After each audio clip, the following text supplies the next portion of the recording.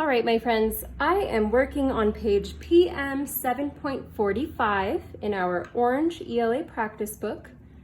And on this page, we're going to be comparing two different genres that we've read this week. So on Monday, we read invention poems. And today, our reading lesson included a story called Each Year at the Farm in that small book called Old and New. So the poetry will be on this side of our Venn diagram. And for the story Each Year at the Farm, that is realistic fiction. So all that information is going to go on this side of the Venn diagram. And in the middle, we put information that can apply to both of those. So let's think about poetry first, since we read it first. What is different about poetry from other kinds of writing? So if you remember, poetry can sometimes rhyme, right? Not all poetry, but oftentimes it has words that end with the same sound, and that almost makes it sound a little sing-songy. What about realistic fiction? Thinking back to that story, Each Year at the Farm, where we have the two children looking at old farm tools and asking their grandma what it's about, does that rhyme? No, right? At least not on purpose. No rhyme. And now, also for poetry, we know that it doesn't always have to follow our rules of the English language. Rules like capitalizing the first letter of your sentence, or using punctuation at the end, or anything like that. So we can say, does not follow rules of English, right? In poetry, we can kind of break the rules. That makes it a little more fun because it's art, right? And now for realistic fiction, looking back on that story, Each Year at the Farm, did we have to follow the regular rules of English?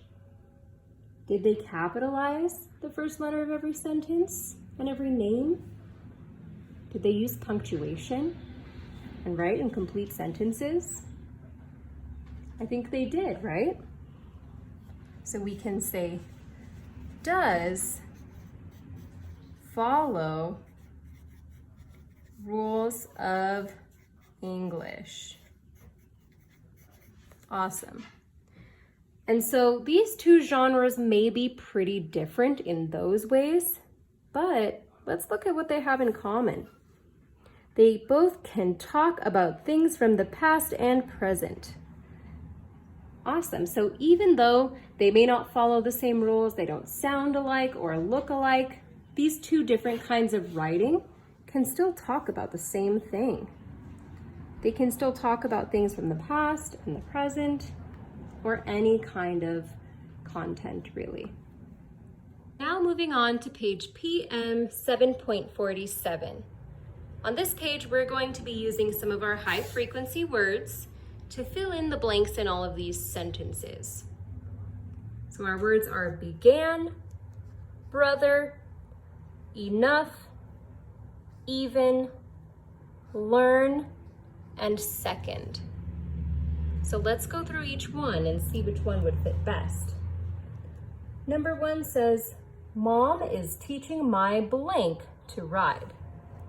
Would it be Mom is teaching my began to ride? Mom is teaching my brother to ride. Mom is teaching my enough to ride. Mom is teaching my even to ride. Mom is teaching my learn to ride. Or Mom is teaching my second to ride. If you guessed brother, you are correct. Go ahead and write it and cross it out. Now number 2 says, how well does Victor blank? Would it be, how well does Victor began? How how well does Victor enough? How well does Victor even? How well does Victor learn? Or how well does Victor second? If you guessed learn, you are correct. Number 3 says, he tries hard, blank, so he learns well. Which one would make the most sense? He tries hard, began, so he learns well. He tries hard enough, so he learns well. He tries hard even, so he learns well.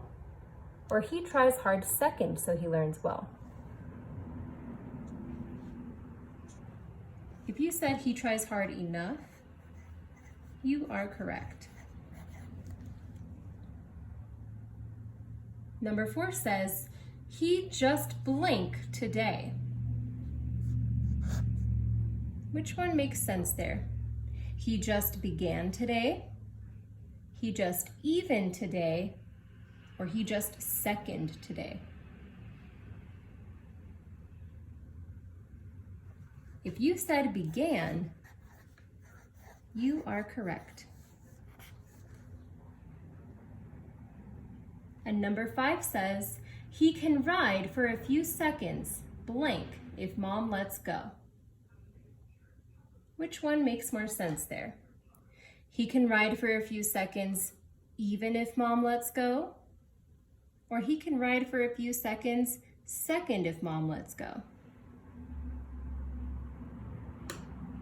If you guessed even if mom lets go, you are correct.